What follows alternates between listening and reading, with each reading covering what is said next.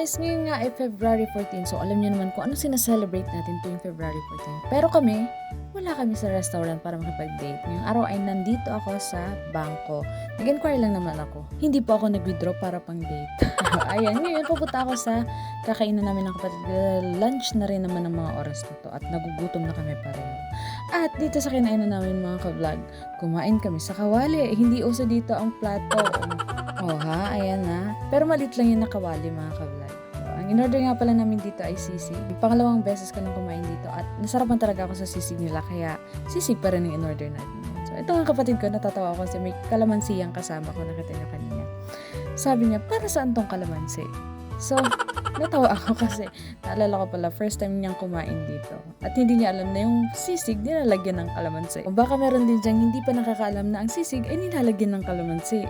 Now you know. Sarap talaga ng sisig nila mga ka-vlog, crunchy at hindi siya ganun katigas. Ito ang kapatid ko nga ay medyo nahihiya pang kumain dahil medyo madami yung tao dito. At sa kawali nga daw siya kumakain.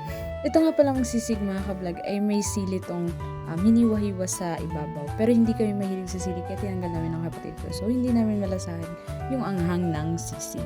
Pero sa mga gusto ng maanghang ang sisig, pwede niyong kainin yung sili. Pero yung sili nila mga ka-vlog ay sobrang anghang talaga. Milk tea nga lang pala in-order ko dito mga ka-vlog dahil alam ko hindi ko mauubos ito. Okay, nawa nga pala yung paborito ko. Sa mga gusto mong libre dyan o sa mga estudyanteng nanonood, alam kong nanonood na naman kayo. Alam niyo na ako ano gusto kong milk tea. Joke lang. Sa mga oras nga pala na ito mga ka-vlog, medyo busog na kami ng kapatid ko. Feeling ko nga hindi ko kayang ubusin. Pero sayang, nahihinayang ako kaya kailangan natin ubusin mga ka-vlog. So, paunti-unti tumitigil and then iinom and then kakain na naman. O diba, mas nabusog. Since February 14 nga ngayon, madami ang mga makikita niyong puso sa kainan na ito.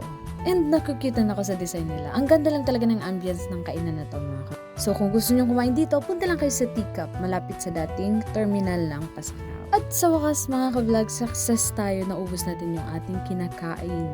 Madali lang talaga akong kumain mga ka-vlog dahil late na rin naman na kailangan na bumalik sa school. Pabalik na kami dito kung saan namin motor namin. So, hanggang dito muna mga ka-vlog. Thanks for watching. Pasensya na at medyo na-delay sa pag-upload. The busy lang person. Bye-bye!